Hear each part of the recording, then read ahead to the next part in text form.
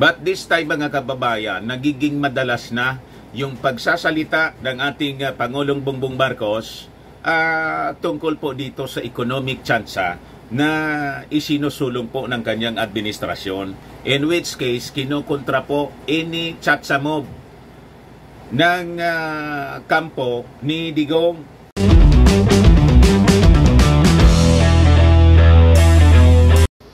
Kumusta na niya Mr. Maravillas? Parang lalong umiinit yung mga balitaktakan sa politika.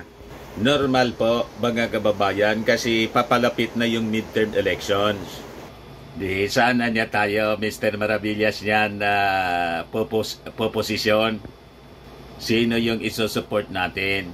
Siyempre po mga kababayan, yung nagsusulong po ng ikabubuti ng ating bansa, yung ating bansa, Luzon, Visayas, and Mindanao, plus the West Philippine Sea. Para niya, Mr. Maravillas, may patama agad yung introduction mo. Siyempre po, dapat malinaw agad. Alangan man po isupport natin yung gusto tayong paghati-hatiin. Kaya alam natin mga kababayan, yung mga nagsusulong ng ganyan, funded po ng China. Yun ang agenda po ng China. O, ngayon po, Chinese New Year. Sabi ko sa inyo, mga kababayan kahapon, wag na tayong mga Filipino makibahagi pa sa Chinese New Year. Ba't kayo makikisaya? Unang-una, hindi man tayo Chinese. Yung mga Filipino-Chinese, pabayaan natin sila. Pero tayo mga pure Filipino, mga Ophirians po tayo. And sabi ko nga mga kababayan, kahapon, ginagamit po ng China yung kanilang kultura to invade nations of the world. Kaya nga po sa iba-ibang bansa, may Chinese may Chinatown. Yun ang strategy nila for centuries, mga kababayan, to influence the whole world for domination. Hindi nakakaalata yung mga tao, especially dito po sa Pilipinas, tulog na tulog tayo. Ginagamit po nila yung kanilang kultura to invade nations of the world. Tama pa? Mamaya ikuwang ko po sa inyo. Paliwanag ko sa inyo in detail. At i-discuss ko sa inyo kung ano yung tinatawag na cultural invasion. Mayroon palaan niya Mr. Maravillas na ganon. May ganon po. Sa tagal na ng mga Chinese. Kaya nga po sila lumaki ng ganyan. Mga wais din. You see? Parte siya mga kababayan ng Sun Tzu's Art of War, divide and rule, divide and conquer. Kaya nga po, sabi ko sa inyo, we have to support the position of our president. We have to draw the line now. Kailangan po nating imulat ang isipan ng ating mga mamamayang Filipino. Lalo't may mga ginagamit po sila na mga politicians, vloggers, mga kababayan na malamang sa malamang may dumadaloy po na malaking pondo tulad ng sinabi po ni Katrina Ponce Enrile, pinupundohan po galing sa China bilang parte ng kanilang intensified black propaganda against the administration of President BBM. Kasi si President Bongbong Marcos talagang naninindigan po laban po dito sa mga nagsasamantala sa ating bayan. Kaya kailangan po isupport natin all the way yung ating Pangulo. Ito nga po yung balita ngayon ibigay ko sa inyo. Sabi dyan po, Marcos backs economic tsansa, hit secession. So makikita po ninyo dito, kung hindi pa ninyo nahalata, lumantad na yung ating Pangulong Bongbong Marcos. Kinaklaro na niya yung kanyang posisyon po. Di ba yung mga nakaraang araw, hindi masyado klarado sa issue halimbawa, mga kababayan, ng charter change. Sabi niya, pabayaan ko niya sila na mag-usap yung Senado at saka Kongreso But this time mga kababayan, nagiging madalas na yung pagsasalita ng ating Pangulong Bongbong Marcos tungkol po dito sa economic tsansa na isinusulong po ng kanyang administrasyon. In which case, kinukontra po any tsansa move ng kampo ni Digong. Pero niya Mr. Maravillas, nung panahon niya, sinusulong din niya yung tsansa. Yun na nga po. Alam naman ninyo po na si Digong, balibaliktad kung magsasalita, hindi mo maintindihan. Then habang mga kababayan, sinusulong ng ating Pangulong Bongbong Marcos yung economic tsansa, binanatan niya yung secession movement, na klarado naman po, ang nagsusulong nito si Digong na barkada ni Xi Jinping ng China. So I think mga kababayan, itong issue sa charter change with ICC issue on the sideline, ito yung ginamit mga kababayan ng China para gatungan yung secession movement dito. Divide and rule nga po, divide and conquer, para pahinain po ang ating bansa. Plus yung mga balibalita, mga kababayan, na disturb sa ating gobyerno. Itong secession movement is a form of destabilization po. O ngayon, nagsalita po si Digong, wala daw siyang planong patalsikin or palitan yung ating Pangulong Bongbong Marcos. Ayan po yung balita ng News 5. Oh. Ex-President Duterte lininaw na wala siyang planong patalsikin si PBBM. Mga kababayan, alam naman po natin na si Digong po, baliktad kong magsalita. You see, double talk po. Pag sinabi niya pong oo, ang ibig nun sabihin hindi. Pag sinabi niyang wala siyang planong patalsikin po ang ating Pangulong Bongbong Marcos, ang ibig sabihin po may plano. Di ba?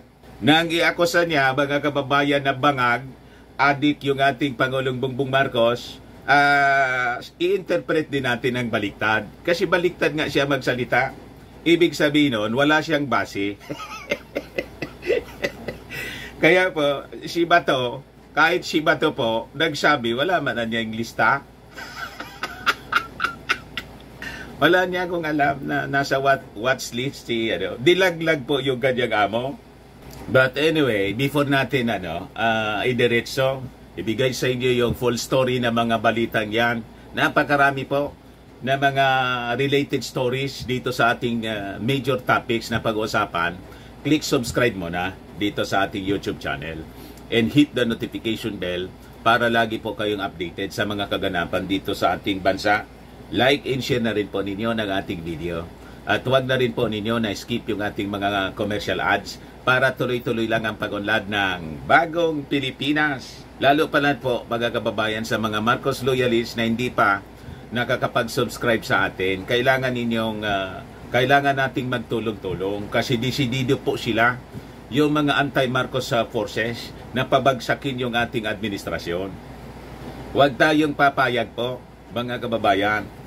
Mas marami tayo sa kanila. So we have to unite para labanan po ang mga black propaganda ng mga anti-Marcos forces. Ito mga dilawang DDS po. Meantime, para sa mga naghanap ng malinis and spacious fitness gym, punta lang po kayo sa aming Colossal Fitness Gym. We also offer Grab Car Rental with our brand new 2023 model ng Toyota Innova. We also accept booking for those who are planning to travel via PAL, Cebu Pacific, and other airline companies, local and international, and bills payment for Meralco bills, Aleco bills dito sa Albay, PLDT, etc. Pasensya na kayo kung may naririnig kayong ogong. Umuulan kasi bumabagsak yung ulan. Kaya yun ang tunog ng ulan. Bumabagsak sa bubong namin. Yung booking po sa mga tickets ninyo sa aeroplano, pwede ninyong gawing online.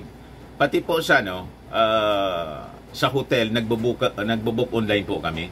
May Paymaya kami, may bayad center na rin po. Ang Colossal Fitness Gym is located at 3rd floor, Security Bank Building, Landco Business Park, Legazpi City, Albay. For inquiries, look for Chilon Maravillas. Contact number 0966-802-0949. Yan yung aming Innova. Lagi na pong matao sa amin. Nakaset up na rin yung mga bagong gym equipments. May treadmill na rin po kami. Ito po yung bagong product naming binibenta. Eye Glow Serum. Whitening po siya. Oh. Tingnan ninyo yung aking anak na architect. Business niya po ito, before and now. Yan po. 3 times more effective than your ordinary collagen serum with anti-aging and brightening formula. Dumiretso na lang po kayo sa kanyang FB. Riz Maravillas on FB. Ito naman po, Firmax Firming and Lifting Cream. Pinapahid po sa mga pulses in affected area. Mainam po sa paninigas ng mga kasuan, pati mga pains. Ito, Automax po, sa mukha naman yung application. Anti-aging po siya. You will look 10 years younger than your age. Sa mga cancer patients, try nyo po itong Ningxia Red Mix Fruit Drink. Hindi man po siya gamot, food supplement siya. Kaya lang, gawa siya mga kababayan sa goji berry. Yung goji berry may anti-cancer properties. Yung mga inquiries ninyo po, dumiretso na lang kayo sa aming messenger sa Facebook para masagot namin agad. Ayos pa? Ayos na ayos niya, Mr. Maravillas. So, balikan natin mga kababayan ang discussion natin ng mga nagbabagang balita ngayon. So, makikita ninyo, actively, pinopost na ng ating Pangulong Bongbong Marcos yung tsa-tsa, economic tsa-tsa. And sa aking paniwala lang po, wala man wala man pong sinabi sa akin yung palasyo. Ilabas-masok ka niya, Mr. Maravillas, ngayon sa palasyo. Siyempre po. Pro-government vlogger tayo. Kasi po, sabi, biblical kasi siya eh. Let every soul be subject unto higher powers, for there is no power but of God. The powers that be is ordained by God. Whosoever resisted the power, resisted the ordinance of God. Kaya ito pong mga anti-government at saka ngayon anti-administration. Itong kampo po ni Digong, hindi nila sinusunod yung kautusan ng ating Panginoon na magpasakop. Tayo naman po, noong panahon niya, nagpasakop tayo, di ba? Although lately, sasabihin ng mga viewers nating iba niya, Mr. Maravillas, bumaliktad ka. Ako po, kinontra ko lang naman yung talks. Pero yung ibang mga magagandang ginagawa po ni Digong, sinuport po natin. Alam niyo yan. But never tayo, kahit kontra tayo noon sa policy lately ng dating Pangulong Digong, never tayo na nanawagan na ikodita na. O nakipagsabuatan sa mga retired generals para i-take over yung gobyerno. Walang ganon. Kasi po, biblical tayo. Dapat pasakop tayo sa gobyerno po. Yung kampo ni Digong gusto nang iwalay yung, yung Mindanao at dinidisturb po yung ating administrasyon. So, kailangan po pumosisyon na tayo. Di ba? So ano anya, Mr. Maravillas, ang sinasabi mo na nagiging active na ipost talaga yung economic tsa-tsa. Ito kasi yung makakatulong po sa pag-unlad ng ating bagong Pilipinas. Ito gusto nilang isabotahe. Grabe yung propaganda nila against tsa-tsa at biniblame nila doon sa aksyon ng Congress backing the People's Initiative. Yan ang masama doon sa People's Initiative, mga kababayan, na sabi nga natin, ang tao ay siyang supreme. Di ba? At ito'y isang pamamaraan sa pag-amyenda ng ating konstitusyon. The will of the people is supreme. Kaya po hindi inaabandon ng ating mga congressmen itong support dito sa People's Initiative. Ito din yung sword of Damocles. Laban sa mga senador na matitigas ang ulo. Tapos inaako sa ngayon, mga kababayan, yung Congress, binubuli daw yung Senado. What? Kayo yung nagsasalita ng mga kung ano-ano? Inaako sa ninyo yung Kongreso, mga congressmen natin, especially the Speaker of the House, ng kung ano-anong mga masasama. So other than the economic chat sa mga kababayan na actively pinopost na ng ating Pangulong Bongbong Marcos para sa bagong Pilipinas, binanatan niya yung secession movement. Ayan po. So sabi dyan, President Marcos supported efforts to amend the 1987 Constitution but the provisions on economic matters alone, as he strongly rejected former President Rodrigo Duterte's call for Mindanao to secede, saying that it would destroy the nation. So makikita ninyo, tumitigas na yung mga pronouncements ng ating Pangulong Bongbong Marcos. Kinaklaro niya na hindi siya papayag doon sa mga grupo na gustong i-divide ang ating bansa. Sabi ko sa inyo, malamang sa malamang, ito po ay, ang nasa likod nito po ay China. Kaya sabi ko sa inyo, huwag kayong nakikisaya kung iwatsay kayong kung iwatsay. Kung iwatsay po. Yung mga Filipino-Chinese, ayanin ninyo sila na magsaya kasi sila, mga Chinese naman po, na nakatira na rito sa Pilipinas. Pero makisali pa tayo sa kung iwatsay. Ang hindi ninyo po alam, ginagamit po nila yung kanilang kultura to invade nations of the world. Ang tawag dyan po is cultural invasion. Ipakita ko po sa inyo. Anong ibig po sabihin ng cultural invasion? Ayan po. Google. May ganun pala niya, Mr. Maravillas. May ganun po. In cultural invasion, sabi dyan, a political or economic system tries to weaken cultural foundations of a nation to make it dependent and consequently achieve its goals. And through this attempt, they import a new different set of values to replace the national values and culture of that nation. Kaya nga po hindi natin nagustuhan mga kababayan.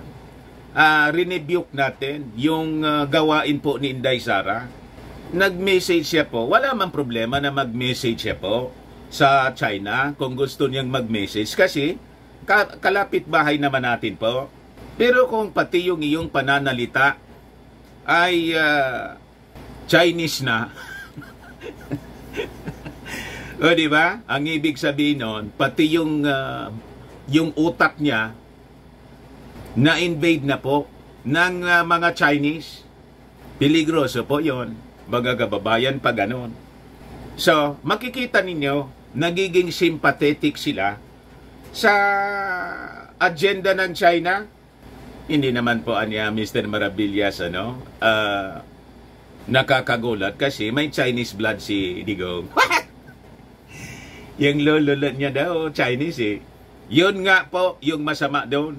Kaya nga po sa konstitusyon dapat po talagang pure Filipino, natural born Filipino citizen po, at idagdag natin na kailangan dugong Filipino talaga. That is biblical po.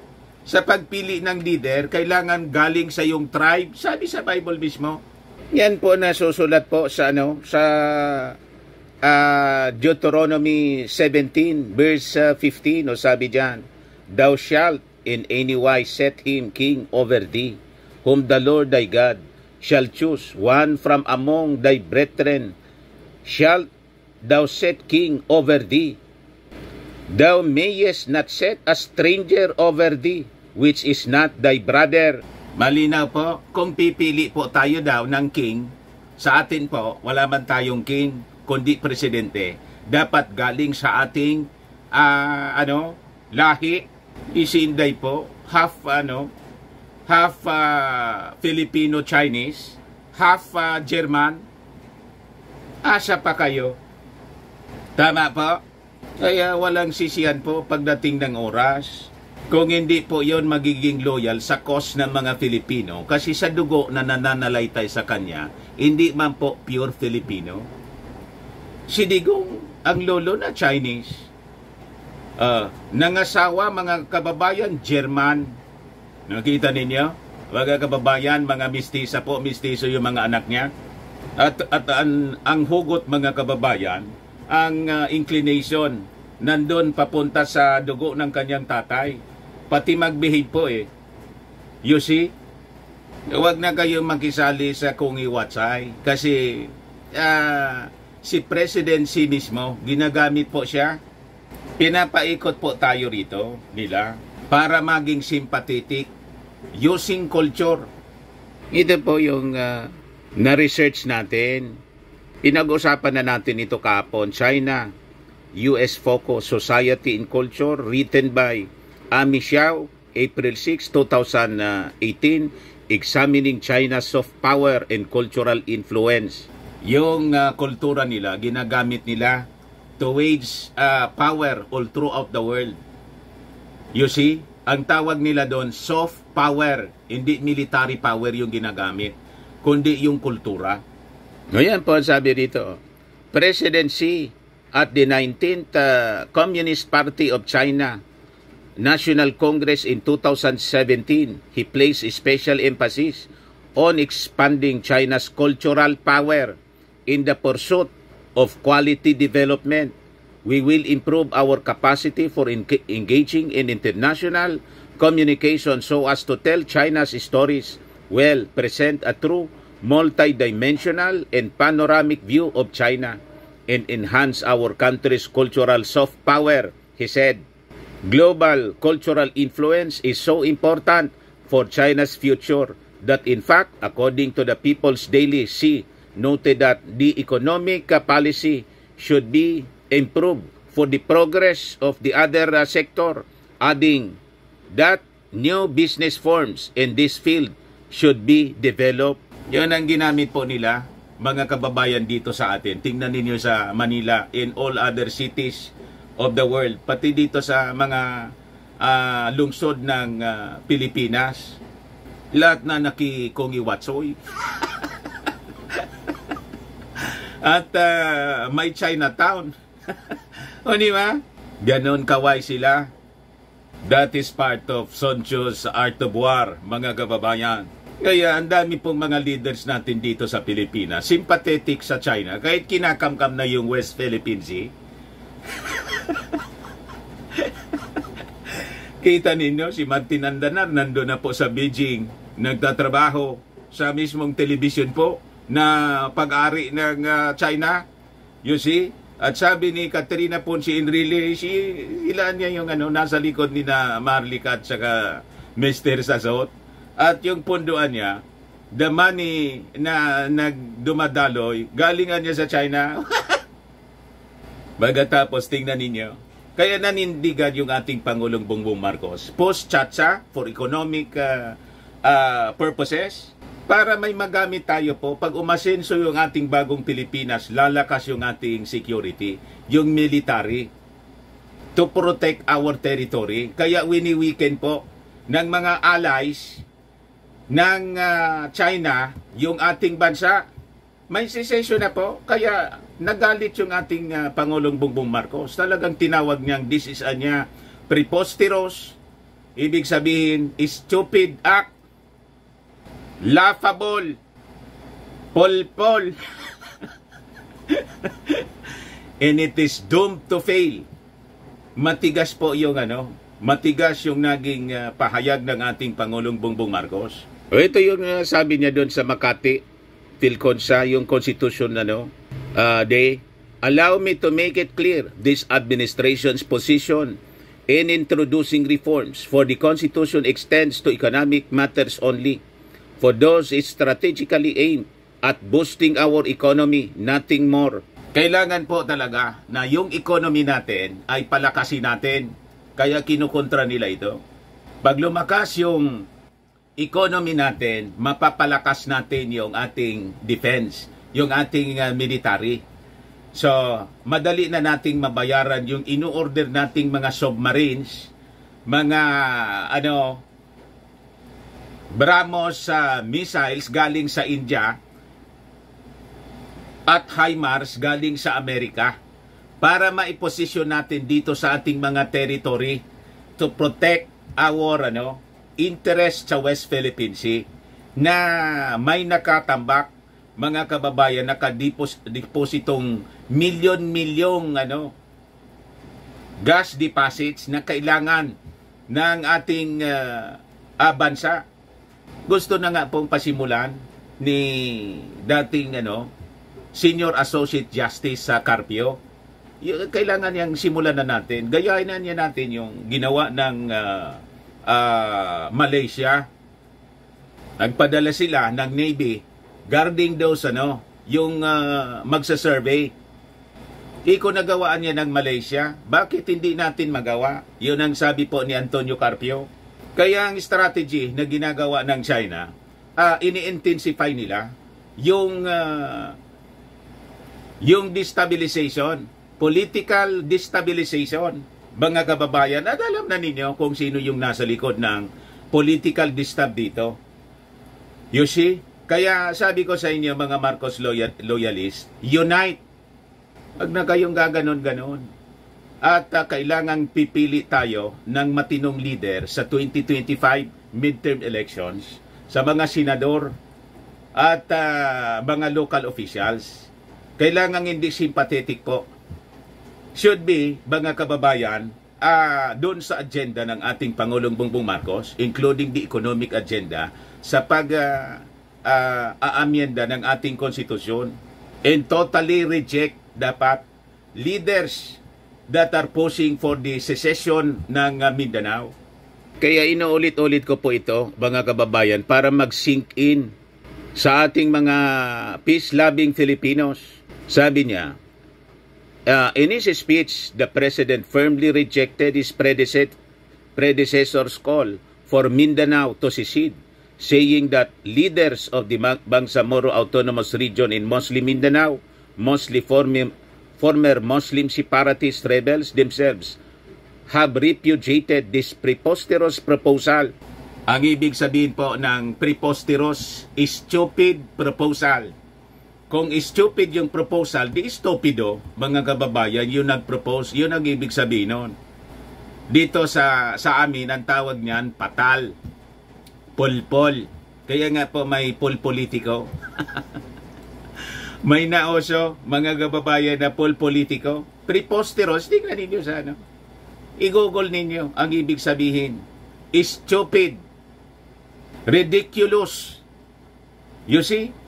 Laughable. Wala sa hulog ng proposal. Imagine, nagkasundo na nga yung mga dati nag-aaway, nagigira sa Mindanao, posing for separatist Mindanao. Pagkatapos, biglang lumitaw po yung dating Pangulo mismo from Mindanao. Siya na yung nangunguna.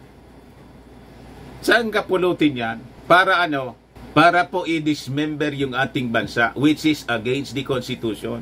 It is a constitutional travesty, sabi ng ating Pangulong Bongbong.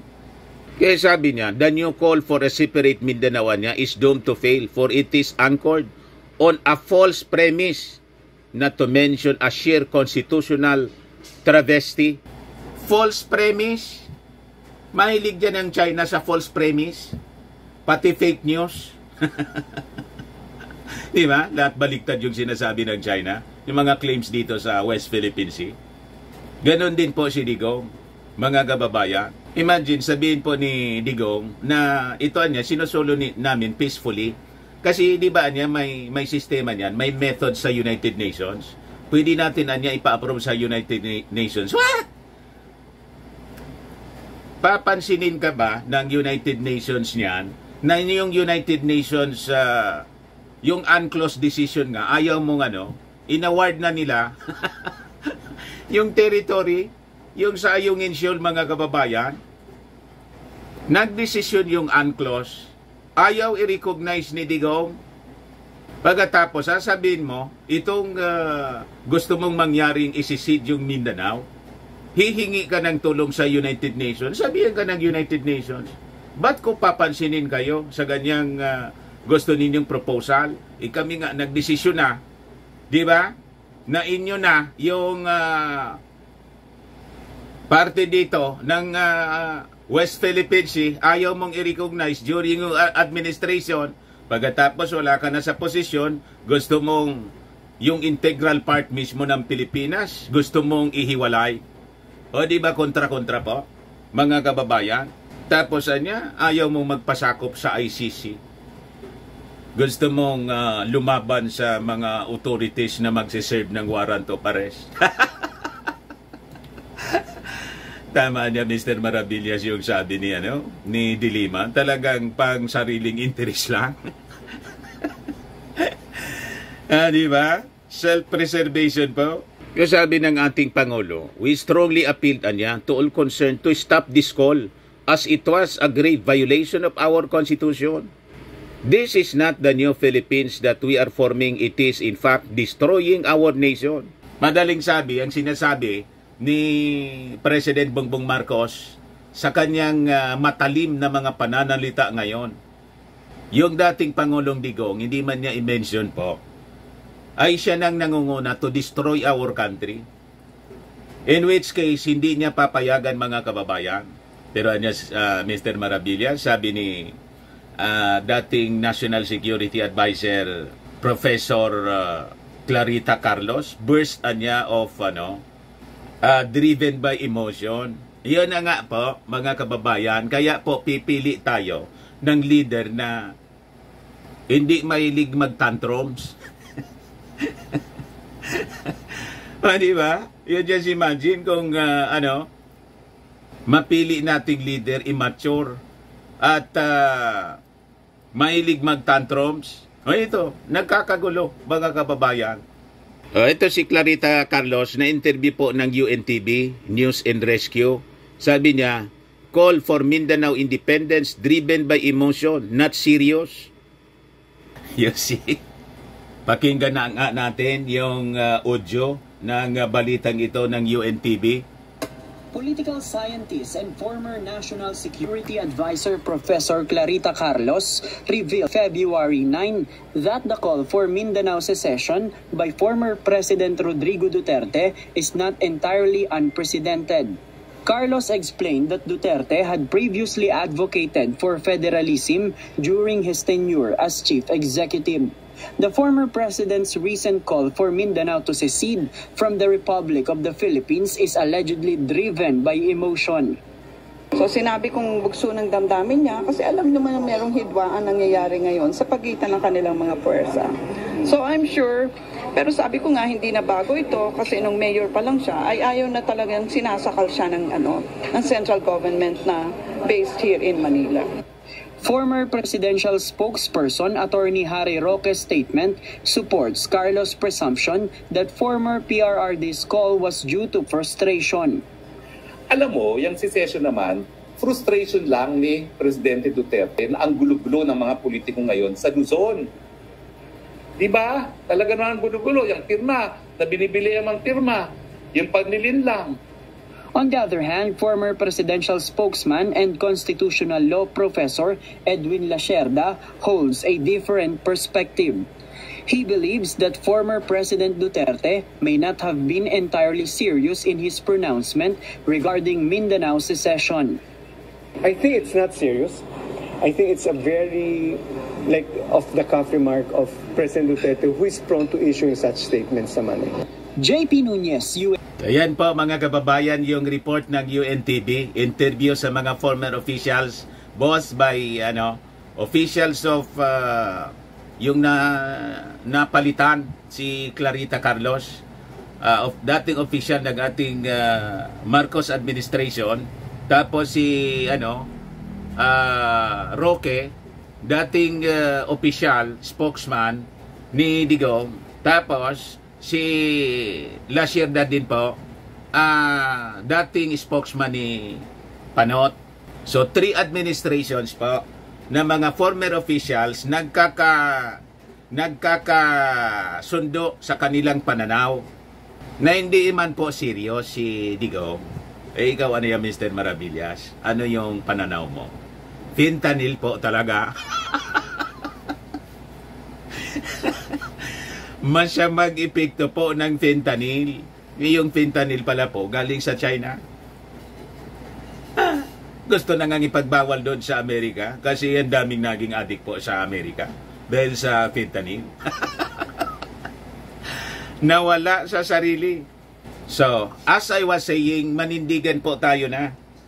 We have to support mga kababayan, fully support yung agenda ng ating Pangulong Bongbong Marcos. Unang-una doon sa economic agenda, economic tsatsa, be it through Constituent Assembly ng both Congress or sa People's Initiative po. Bagita niya Mr. Marabillas, nilalagay na naman po, gustong patulugin ng mga senador. So we have to support the Constituent Assembly as a method kasi yun naman talaga yung sinusulong nila. Pero kung hindi mag-fail, kung halimbawa mag-fail yung Constituent Assembly, we have to support the People's Initiative para po mangyari yung pag-amyenda sa economic provisions ng ating konstitusyon para umasinso na po tayo at mga kababayan, pag naging maunlad po ang ating ekonomiya, then we can secure our territory. Pwede na tayong mag-order ng mga armaments sa ating mga allied countries like America, like Japan, like India, like South Korea, like France, and other European countries. Yung submarines po na ino-order ng ating gobyerno ngayon, galing po yung supply ng submarine sa inaayos na po, galing po sa France. At pag mayroon na tayo, edi may magpapatrolya na po dito sa West Philippine Sea. Ipoposisyon natin dito sa West Philippine Sea para ma-secure natin yung ating interest. Yun ang gusto pong isabotahe. Kaya gusto nilang i-disturb yung administration ng ating Pangulong Bongbong Marcos because of that efforts. Sinasabotahe ngayon ng mga destabilizers, mga kababayan ng ating gobyerno. Kaya tama ito, I think, na panawagan ng isang party list group. Ano yan, Mr. Marabillas? Ito po, report from Politico News.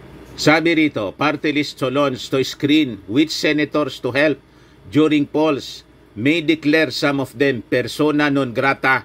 Yung mga nagpapahirap po dito sa discussion about charter change, economic charter change, huwag na natin pong iboto sa 2025 elections. Damay niya Mr. Marabillas, yan si Super Ate, bahala siya. Malaki na siya eh. Di ba? Yung mga Marcos loyalists po na turn off na kay Super Ate kasi naging Duterte na. Defender na po ni Digong, mga kababayan. At sa ni Inday, si GMA nga po, umalis na, sumuport na kay Martin Romualdez. Nakita siguro niya Mr. Marabillas ni GMA, walang future to support Inday kasi unang-una, immature. Pangalawa, madali mag-tantrums. Di ba? Pangatlo, para niyang all roads lead to Leyte. Di ba? Lahat yung talunan mga kababayan ng mga congressmen, mga political papunta po, sumpa kay Martin Romualdez. Di ba? Si Martin Romualdez naman po, mga kababayan, wala kang marinig na masasamang salita. So, sumumpa siya, sumupport, mga kababayan, pumirma doon sa resolution of support kay Martin Romualdez, si GMA. Kasi naman po, hindi ka susuporta kay Martin na yung ratings niya pataas. Pagkatapos, si Inday po, pababa. Ispagiting pataas si Martin, ispagiting pababa si Inday. Dahil sa kagawgawan po ng tatay at siya mismo. Di ba? Self-destruction po yung ginagawa ng buong pamilya. Sinisira nila yung kanilang politika. Dinisplay na yung kanilang talagang tunay na kulay at pag-ugali. Imagine po si Super Ate, sumuporta sa kanila. Almost kulang na lang isumpa si PBBM. Sinabi pa nga sa prayer na napapalibutan ng mga Udimon. Pagkatapos, minura-mura, mga kababayan, ni Digo yung ating Pangulo, kapatid ni super ate. Pati si Baste, ganun yung ginawa. Tapos, nandun pa siya sa side ni Baste. Naintindihan niya daw. Biglang sunod na araw, pumanat si Baste. Sinobla mga kababayan si Amy Marcos, tigilan mo niyang paggagamit sa amin. Ayun, hindi na po nagsalita. Nagkausap na niya kami. Hindi ko na niya ikwento sa inyo. Sabi ni Amy Marcos. Nadalaan niya Mr. Maravilla si Amy Marcos. Nadala siguro. So ito po yung sabi ni party list congressman and taga rito sa amin, si Saldico, yung nag-expose ng 51 billion ni Pulong. So sabi dyan, party list congressmen will be more discerning from now on in terms of picking which senatorial candidate they will campaign for during election season, sabi po ni Ako Bicol Party List Representative Saldico. Ko is the president of the Party List Coalition Foundation Incorporated. So hindi siya lang po mga kababayan powerful chairman ng Appropriations Committee sa Kongreso. Siya din po ang presidente ng asosasyon nitong coalition po, nitong mga party list. Lahat ng party list sa Congress, siya po ang pinili na presidente. You see? So may influensya po sila, mga kababayan, nationwide po yung kanilang constituents. Ayaw na anya ninyo kaming tigilan. Pagdating ng 2025 midterm election, hindi na kayo, si Saldico po dito, yung mga kandidato sa pagka-senador, kabilaan po, boss, opposition in administration, tumutulong po sila. Pinapagamit niya yung helicopter, yung kanyang mga kotserito, siya yung sumasalubong sa airport, siya yung naghahatid doon sa kanilang Misibis Resort, binibilit doon sa kanyang Misibis Resort, pagkatapos sumasama sa pag-ikot sa buong Bicol Region, pati sa mga interview sa radyo. Yon, mga kababayan, yung mga staff ni Saldico dito po sa Albay, siya yung kasama ng mga candidates for senator from different political parties. Alam na alam ko po kasi galing ako sa mainstream media. In most of the candidates for senator, ako po yung nag-i-interview dito po sa Albay kasi I was handling the primetime program sa radyo, 7:30 in the morning to 9 o'clock. Primetime broadcaster po ako rito. Personal akong kilala, mga kababayan ni Saldico. Pag punta ko nga sa Congress, nakita kami ni Saldico. Nabigla yung mga tao doon. Biglang magkatabi kami ni Saldico doon sa yung launching ng Congress TV. Oh, yeah, nandun ako sa unahan. Kausap ko siya, hindi ko nasabihin sa inyo. So, pipili na sila ng isusupport. This is an apparent consequence of Senate Majority Leader Joel Villanueva's heartful comments about congressmen or House members.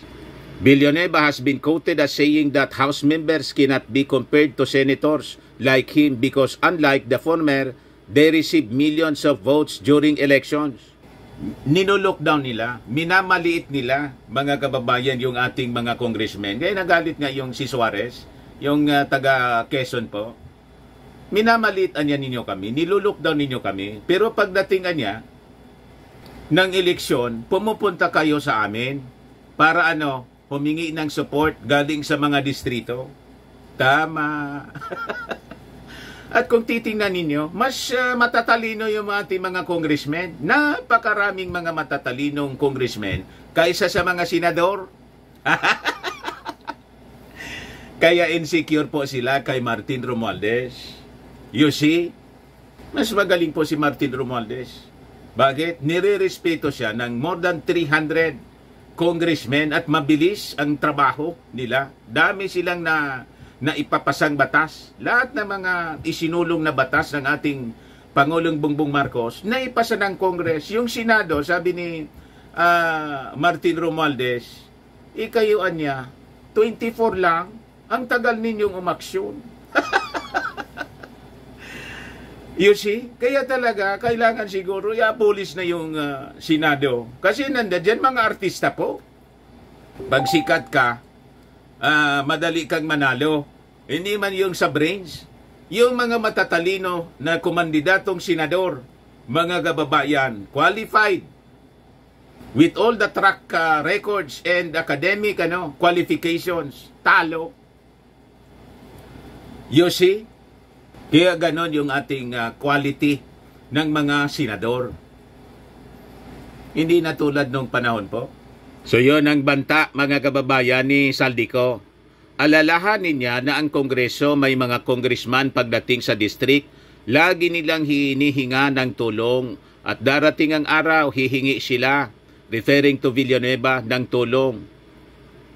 Ang hindi ko alam sa ngayon sa mga sinasabi niya ay tutulong pa ang mga congressman.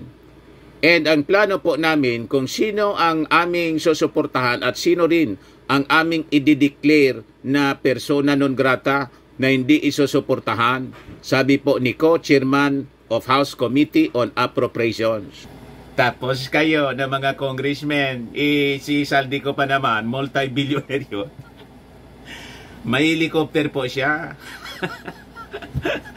Yung mga kumandidato sa pagkapangulo, most of the time, pagpupunta sa Bicol, si Saldico po yung kinokontak nila. Hello, Saldico. Kahit yung magsenador po, yung ating Pangulong Bongbong Marcos, si Saldico po yung tinawagan. At yung mga buildings dito po, na pag-ari ng magkakapatid na ko, yun nakalagay, and I think donation yon. Nakalagay yung napakalalaki, mga kababayan, na billboards ni BBM nung tumakbo bilang senador. Nakita ninyo kung gaano ka-close si Saldico sa ating Pangulong BBM. Kaya nga po naging chairman, committee chairman siya ng most powerful committee sa Congress, yung Committee on Appropriations. In the power of the purse, mga kababayan, emanates from Congress. Magkasangga si Saldico at saka si Speaker Martin Romualdez. Tapos kayo, mga senador na matitigas ang ulo at mahilig mang-insulto, mahilig maliit ng tao, hindi ninyo kilala yung minamaliit ninyo. Yung mga congressmen, napakaraming mga congressmen na mas matatalino pa sa inyo, mas magagaling kaysa inyo na mga senador, kaya kayo insecure. So as we conclude, mga kababayan, we wrap up our discussion. Yun na po ang ating panawagan. We support all the way yung ating Pangulong Bongbong Marcos, yung kanyang agenda for the post for charter change, para po lumakas yung ating ekonomiya, dumalo yung mga foreign investments po, maalis yung mga restrictions sa ating konstitusyon. At pag naging maayos yung ating economy, then magiging military power po tayo in this part of Asia. At hindi na tayo iboboli ng China kasi other than kaya nating i-defend yung ating sarili on our own, we have our allies all throughout the world. America, Japan, South Korea, India, the European Union, Australia, at yung ASEAN countries. So, pag na-achieve natin yon, mga kababayan, mananahimik na itong China. Tulad nung panahon na wala pa silang might.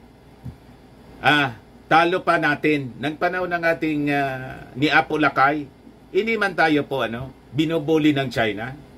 Yung mga mangingisdang Filipino at Chinese, matahimik po sila na naghahanap buhay dyan sa West Philippine Sea. Yumaman na yumaman, mga kababayan, ito na sila ngayon. Gustong kamkamin yung ating territory. And wag tayong do not fall to their device. Yung method nila na ginagamit against us, divide and conquer. Kaya po, we have to totally reject itong pinopost na independent Mindanao. May nakita ko, I think sarcasm lang po yon. May passport na po. Mindanao passport, nagkalat dyan po sa social media. So pag punta ng Mindanao, kailangan mo nang kumuha ng passport. You see? Paano na niya Mr. Maravillas yung mga badyaw na nandyan sa Mindanao pag pupunta ng Luzon, Manila, sa Bicol para manlimos pag December. Kailangan dumaan na sa immigration. May passport dapat sila. Yun ang mangyayari sa gustong mangyari mga kababayan ni Digong. Imagine that. Yun man lang po. Mga kababayan, ako po si Dante Maravillas. Bye-bye. God bless.